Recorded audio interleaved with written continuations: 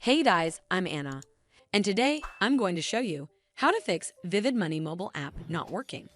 So first of all, you need to make sure you're running the latest version of the app.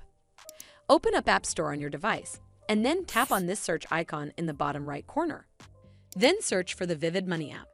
And if you see this update button right next to the app name, simply tap on it to make sure you're running the latest version of the app.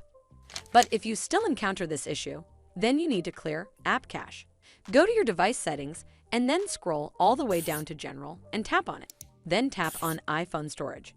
From here, search for the Vivid Money app and then tap on it. Once you're on this screen, you need to tap on Offload App. Tap again to confirm.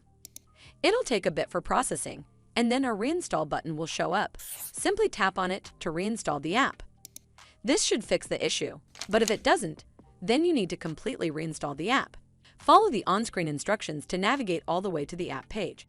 Once you're on this screen, tap on Delete App to uninstall the app from your device. Once uninstalled, you need to open up App Store and then search for the Vivid Money app right over here in the search bar, and then click on this Get button to install it back on your device.